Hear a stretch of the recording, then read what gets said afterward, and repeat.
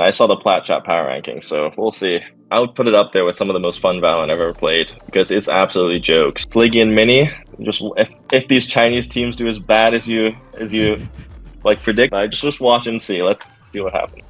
Hello everyone, Hazza here and welcome back to my channel. Today is a special day. Not only do we have another Masters Santiago interview, it's with someone from a completely different region, or maybe not as far away as we think. NoMan from XLG, how you doing, man? I'm fantastic, man. Sun's out, weather's looking good.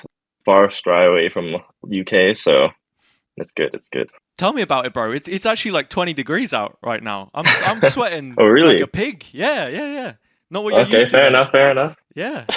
It's a wild one, but you have qualified for Masters Santiago, and I imagine a lot of this video will be focused on that. I'll ask you to kick things off. How does it feel to be out there right now? Um, I think, every time you arrive, you kind of just like when I arrived to Paris and when I arrived here, you kind of take a deep breath. Like, is this really real? Am I doing this for a living? Like, it kind of opens your eyes a bit more, and it makes you feel like, God damn, this is pretty important now. But it feels amazing. City so far has been amazing. Went on a few walks and checked out a few things. So it's it's pretty crazy. Yeah. I was just about to ask, did you get a chance to look at the city yet then? I imagine the flight was Yeah. probably fairly long. Yeah, 37 hours I think it was Okay, in the sure. total journey. So a little longer than usual. Yeah, we had to stop off in Istanbul for a bit, but nah, it's we arrived here yesterday and then we went on a few walks and stuff since then, checked out a few malls, and I have to say the vibe here. I could very much see myself living here because like I'm looking outside right now and I see a couple kids just on BMX bikes on the Right. ramps. Other people just like roller skating, families walking their dogs, so it's a really nice city so far from what I've seen. Mm. Random law drop. My uncle's from Chile. He also drives a BMX, so maybe it's just what they Maybe it's do a out thing there. here, man. Yeah, I have no idea. But compared to Yeah. Paris, which one are we thinking right now? Um, Paris is definitely somewhere I could see myself living younger. I think it's much more of a city, city vibes, I would Mm. say. And Santiago's so much more laid back. So I think it'd be different stages of my life. I would see myself in my early years, I could live in Paris, and then later on, probably in Santiago. I mean, you are a player who has lived in a few different cities, and we'll get onto that in just a bit. But let's round out some of the kickoff related stuff to start off this interview. Your thoughts on the run, because of course, a few people would have had you as the #1 seed coming in, right? You had a great year last year, the run at champs as well, of course. But you ended up qualifying through the middle bracket. How did you feel coming out of those matches? Um, Obviously, when you first start the tournament, you don't really know what's going to happen. It's always like everyone probably expects the EDGs, the BLGs to do well, and obviously they did pretty well. Um, but going in, we were confident just because our practice was going well, and then gradually winning the Wolves match, we were confident. Winning EDG, we were really confident, and then obviously AG. I think up until the last 10 rounds, we were confident we are going to win that as well. Mm. And then we kind of just cooked ourselves. So I still think we have the quality to have been the first seed. Just a bit of a choke towards the end, I would say. I mean, it's a real stress situation playing two best of fives back to back, and not only that at full distance. I spoke to Paco recently, who was in the same position. Both you and Gentlemates had the full duration of those games. How did you feel in between both of those matches? How did you deal with that? And then what was the relief like afterwards?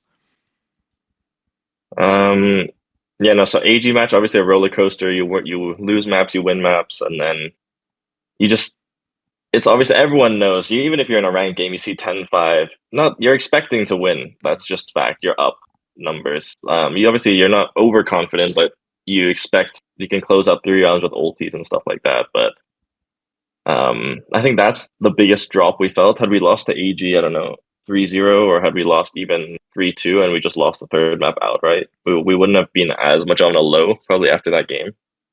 But losing in the fashion we did, and then having a BO5 the next day, it was just really tough mentally. But then obviously we bounced back pretty well. And I think that's just most important.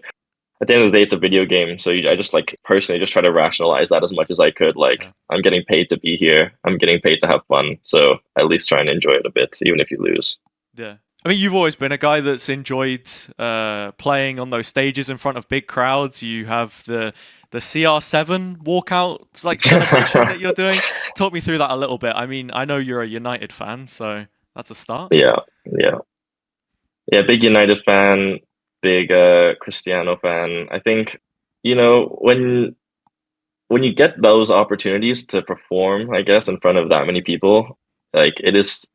I just feel like it's a time you can just have fun with it. Hmm. And what better way than to sue? Because I feel like that's the global. That's global. Yeah. Like that precedes any barriers. That so just whipping out some of those. Maybe a couple football celebrations now that I'm in Santiago. Hmm. But it's just a bit of fun. You don't get many of those opportunities in life, so I just utilize them when I can. No, absolutely. And I mean, you're in a region with a lot of players that like to stand up. You've made changes to the roster. Lysol's come in. He doesn't really know what he's doing when he stands up a lot of the time. But you faced Kung Kung, for example. And what's it like to be on the other side of the server when that's happening? You know, when the crowd is behind them, can you really feel it? Does it impact you that much? Or do you just try not to think about it? Yeah, unfortunately, I have an absolutely cooked posture when I play video games, so I don't even see who else is on the other side. To be honest, the screen's just in my face.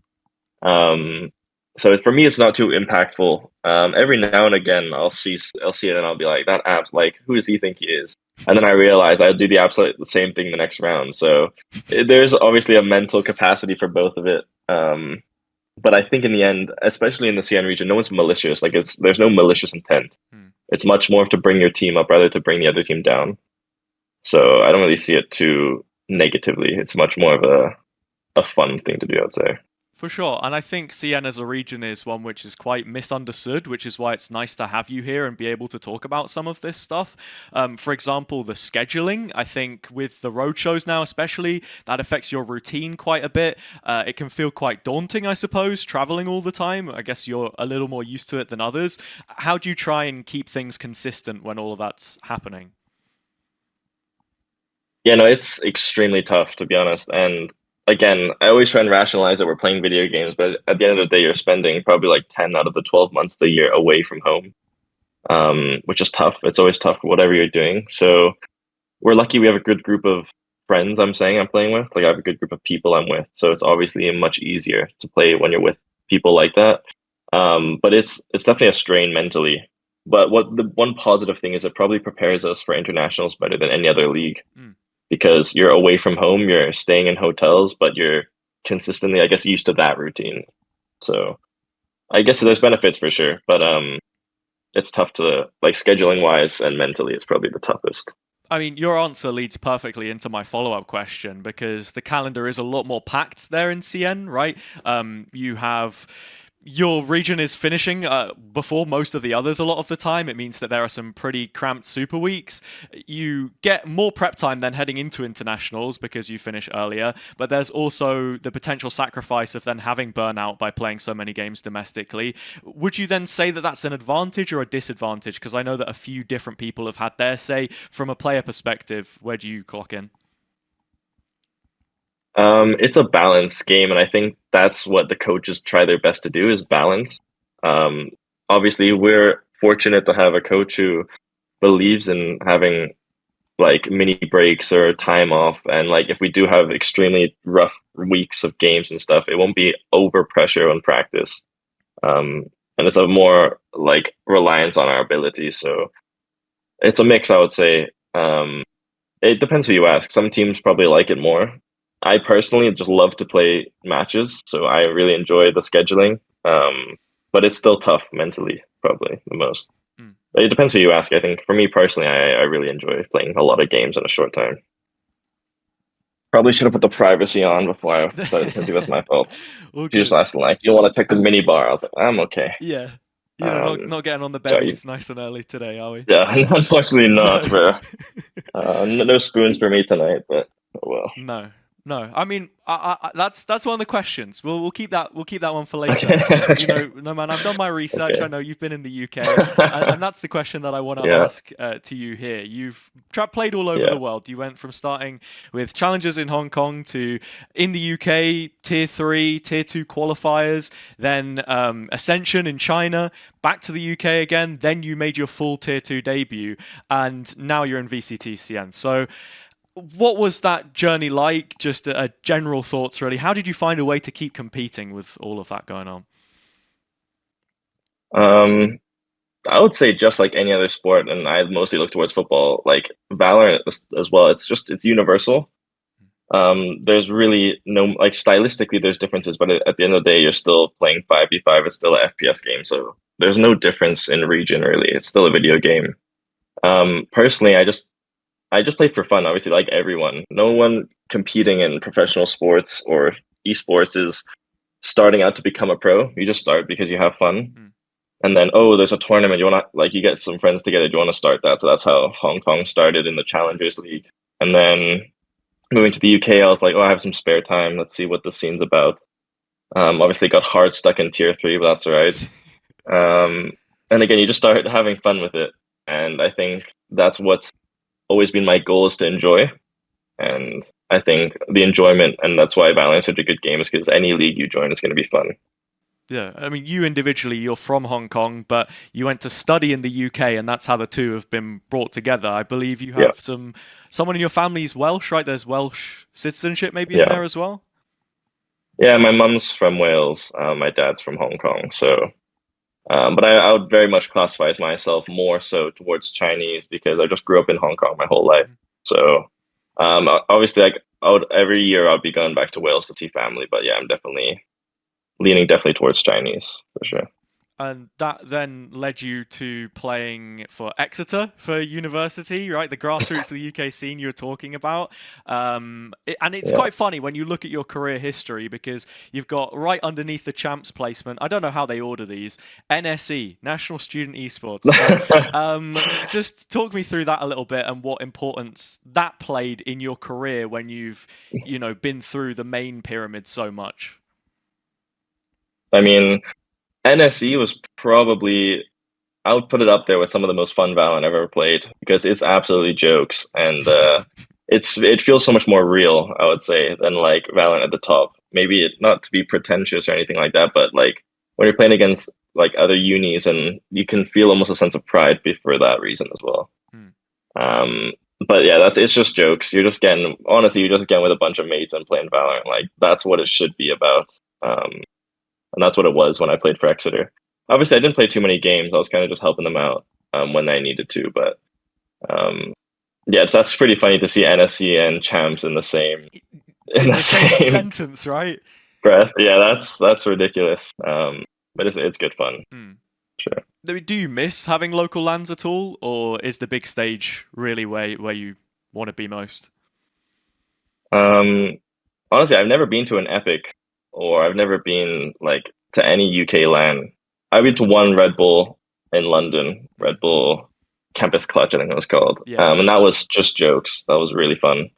So you get a mix. Obviously, I'm not going to say that that's close to the feeling you get at internationals or you get to on stage in front of a bunch of people, but I would say the fun you get from those mini LAN tournaments for just getting with a bunch of friends. Hmm. That's just a feeling you don't really get at the very highest level. There's not as much pressure, I would say. Mm. I mean, looking back, of course, is great, but we're sat in the here and now, and you've qualified to Santiago. Um, I do want to cast your mind back one more time before we sort of head on with things.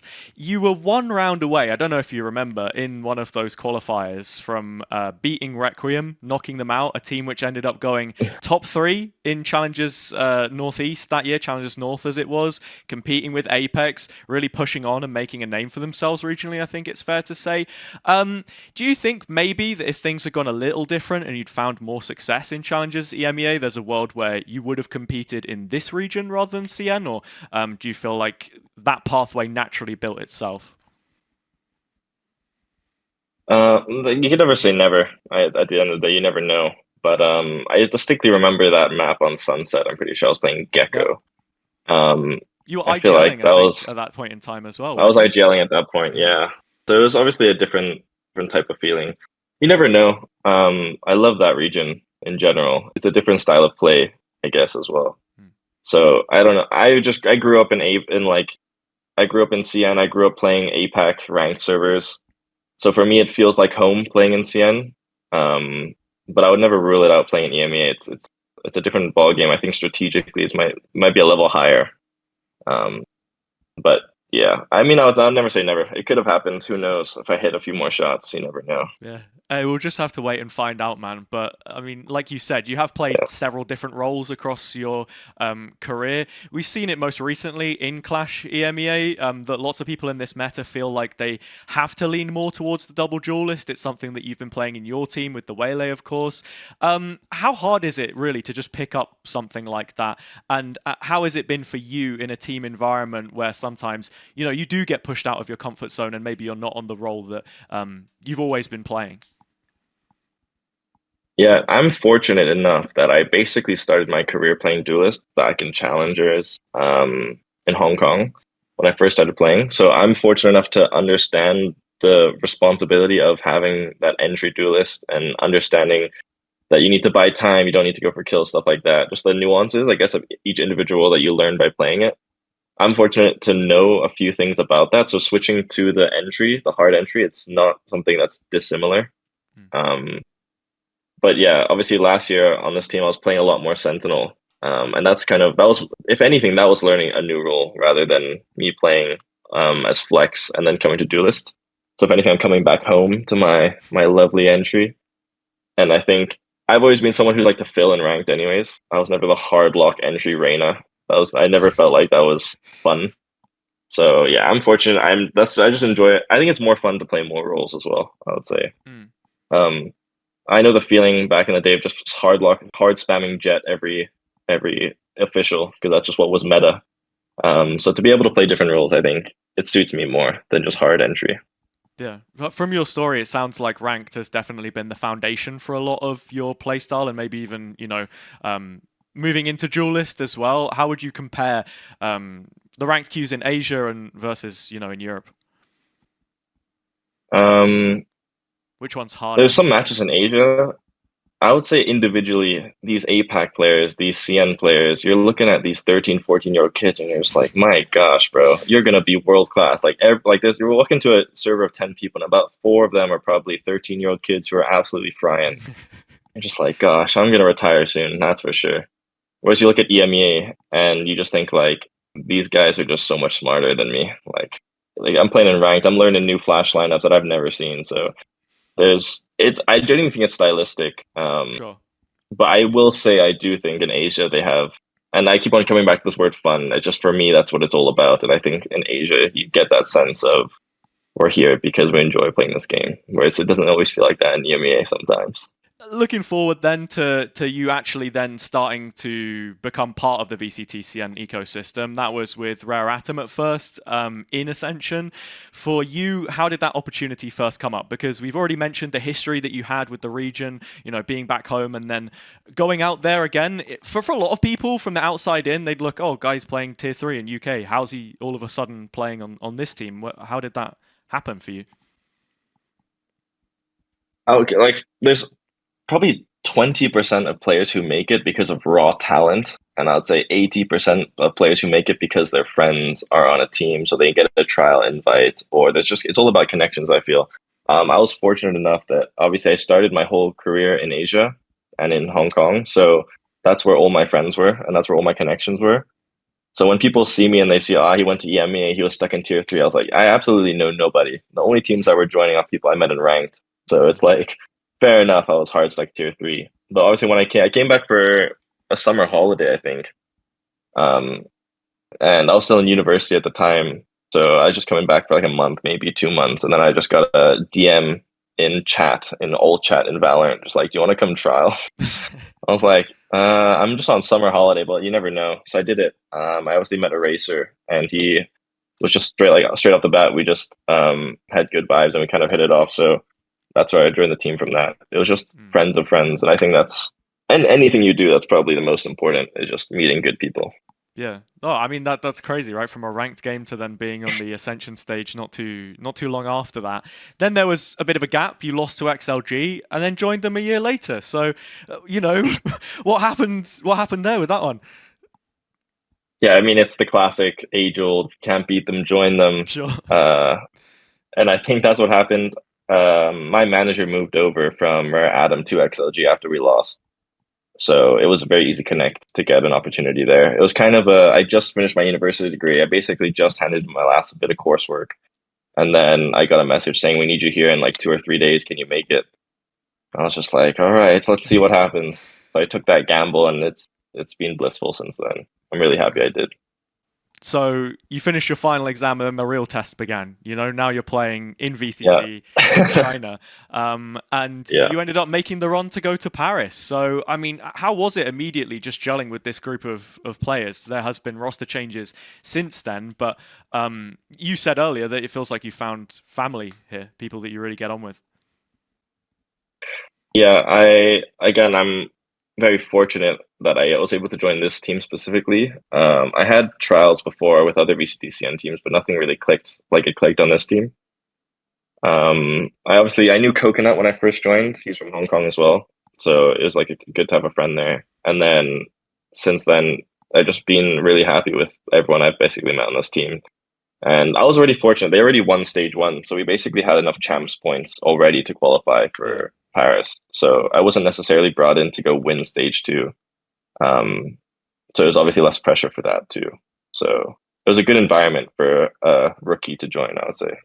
But you then had the opportunity to prove yourself when you went to Paris, and I think that's when a lot of heads turned and people started to realize, like, okay, this guy's the real deal. You managed to knock out Sentinels. Did that feel, any more special than any other international match, I suppose, or just because there's so much clout, you were like, oh yeah, I'm happy with that. It not necessarily because it was cloud. It was just the first international win, and I think that's a special feeling. Really, really special feeling. Um, Sentinels is obviously probably one of the biggest names in the scene right now, or scene ever. So it was special to knock them out as well. But your goal isn't just to like, oh, I want to beat Sentinels. It's you want to beat every team you play.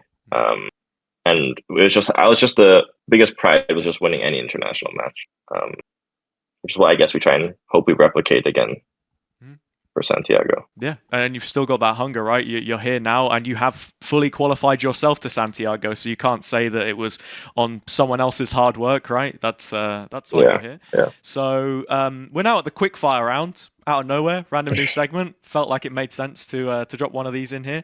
Already asked you about EMEA and CN ranked, so we'll move on to the next one. Mentioned it earlier in the interview. The spoons order, mate. When you step into the Wetherspoons, when was your first time Oh that you gosh, actually? When did you first go to Wetherspoons? probably freshers. It definitely was freshers first year uni. Okay. You got to get cultured fast, or else you'll drop out. So yeah, met up with a few housemates. I think went to spoons. I think my orders evolved over time, but it used to be a deal where you could get like I think it was 15 wings for something like Oh nine yeah, it's pounds. like the three small plates or Um, something, right? yes, it's like three small plates. It's like three Yeah. small bowls of like 5 wings. So we used to spam that order out. It was just we looked at the menu like let's just get value for money here. And I think you could add like 2 3 pounds for a Stowford press as well. So I think that's what we were A just what? spamming. Oh, A like Stowford press, a the cider. cider, right? Yeah, okay. I Yeah, wasn't yeah, the sure. I cider. wasn't sure. Um, and so yeah, I think that's what we basically spammed for freshers as much as we could. And so and then as you become more elegant in a spoons, you start to order a curry, maybe if you're Okay, fortunate. sure. Um, but yeah, no, it'd definitely be those wings. Yeah, just to start off, getting the macros in, plenty of protein. It's absolutely Yeah, worth it. Yeah, yeah, many people might not know what Spoons is, but it's kind of like a mix between a cheap restaurant slash pub environment, right? It's a chain in the UK UK. royalty, definitely. Absolutely. Look, rolling out the red carpet, no expense spared. Next question: your favorite footballer is Ronaldo, of course, but who's the best footballer other than him? Who are your sporting inspirations? Actually, we'll open it up completely. Um, Sporting inspirations. I would say Ronaldo was always up there. I was never a huge fan of many other sports, so it'd be football mainly. Um, I distinctly remember watching United's 2013 season, and I remember watching Van Persie a good amount. Yeah. I was still young back then, but I remember being like, "Damn, this guy's good. This guy's quality." Yeah. So I'll say him. I'd have to say Waza, Wayne Rooney. He's United royalty, but I would say right now Bruno Fernandes is my goat at the Okay. moment. This guy's world class. And are we ever going to see you grow out your hair like 5 wins and then you'll cut it kind of thing, or is that not happening? Yeah. Maybe if I get 5 international losses, I'll cut my hair. Okay. We'll have to wait and see. We're bringing the bald buff to CN. It's never before been seen. Maybe it's never been seen, so Yeah. I might have to be a pioneer. Bit of a culture shock, perhaps. But anyway, Yeah. looking towards Santiago, then final couple questions from me, and I'll let you get back to Prac. You've got a new roster, new expectations. What is it for you that you want to achieve with this event? Is it, just making it out of Swiss to start off with? Are you thinking about playoffs at all? I mean, most teams probably aren't at this stage in time. The preparation's definitely different when it comes to facing different opponents in that draw. Yeah. It's never been like, obviously I want to win every game, that's fact. Like no pro player at all in any VCT league is expected to lose a game. Like no one is expecting that. But for me it's just showing like quality. Like I think in at least when I played in Paris, we knew we should have won those games based off how we know we can play, based off the know like the quality we have. And it's like I don't mind winning and losing. Like I want to win really bad, but at the end of the day, if we lose and we absolutely played to our ability and we lost because we were outclassed, that's fair enough. I can accept that. I just can't accept losing a game when we know we just didn't even play close to our standard. So that's what I would say. I'm looking to win every game, but as long as we play to our absolute best, I would say I would be happy with any result. Yeah. Raising that standard, right? And that's all you can hope Yeah. for. So your first game is against NRG. We spoke about this very briefly before the interview started. I don't want to know if I can leak it. You said you're going to smash them. Are you going to smash them? What's happening? No, we'll see. I think you can never. I don't think anyone in the world has ever discounted a world champion. So I'm not going to say I'm going to smash a world champion outright, but we'll give them a good game. That's what I can assure. It's not going to be anything crazy. It's going to be a very fun game to watch, I think, from the outside. Mm-hmm. And I mean, are there any players this event particularly that you're looking forward to facing? I guess at the very least you've got a duel against Kiko up ahead. Have you ever played him before? I'm wondering if the overlap doesn't quite fit. I don't think it does. I don't think I've ever played against Kiko. Yeah, we obviously played. We did a jersey swap with NRG, but he obviously wasn't there at the time in Paris. So we never played against them. We scrimmed them. We actually scrimmed NRG a few times in Paris, and that was always fun to play against them. So it'll be good to see their new roster. I don't think there's too many things fundamentally different with that roster. Kind of just swapping in a great player for a great player. So it shouldn't be too much of a difference. But yeah, it'll be fun. I'm looking to see Lovers Rock. I played with that guy a few times in EU ranked. We're both tier 2, tier 3 at the time, so it'd be good to see him. Yeah, I mean, I couldn't wait to see a BBL versus XLG game. I think that would go hard. But final question. I think it would go hard. Final question from me. Little power ranking. If XLG are winning Santiago, who's in the grand final? Who's finishing second? Any scrim bucks? What are we saying? I think we're starting scrims today, so we don't actually know how the other teams are going to fare. Okay. But from my knowledge, I would have to put Genomates up there from watching. That guy Martin's looking too crispy recently. I'll put Genomates up there. I'll probably put the APAC teams. I think the T1s, the paper X, you just can't count them out at all.